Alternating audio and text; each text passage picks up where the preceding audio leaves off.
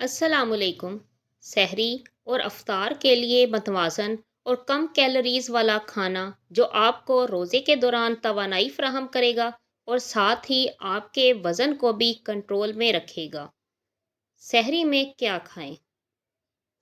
سحری: ایک پراٹھا، 1 چمچ دیسی گھی میں بنا ہوا، 2 انڈوں کا آملیٹ، 1 کپ دہی، 1 چمچ چیا سیڈ کے ساتھ۔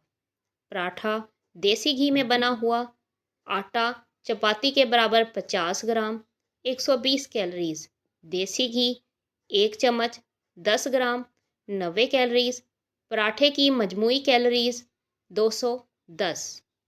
2 انڈوں کا آملیٹ: 2 انڈے 120 گرام، 150 کیلوریز، تیل یا گھی 1 چمچ 10 گرام، 90 کیلوریز، آملیٹ کی مجموعی کیلوریز 240۔ افطاری: 1 گلاس پانی، 0 کیلوریز، شربت وغیرہ استعمال نہ کریں۔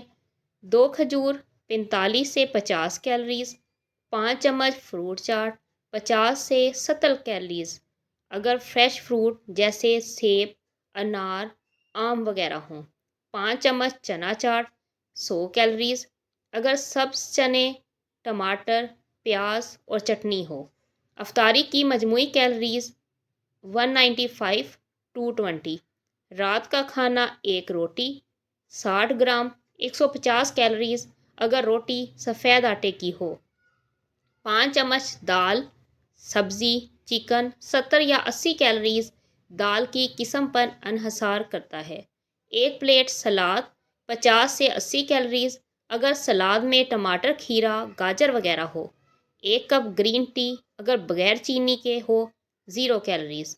رات کے کھانے کی مجموعی کیلوریز 270 سے 310۔ Total calories 600۔ یہ ایک متوازن اور کم کیلوریز والا کھانا ہے جو آپ کو روزے کے دوران توانائی فراہم کرے گا اور ساتھ ہی آپ کے وزن کو بھی کنٹرول میں رکھے گا۔ ویڈیو پسند آئے تو لائک اور کمنٹ، سبسکرائب کرنا نہ بھولا کریں۔ نیکسٹ ویڈیو میں ملاقات ہوگی، اپنا خیال رکھیے گا، اللہ حافظ۔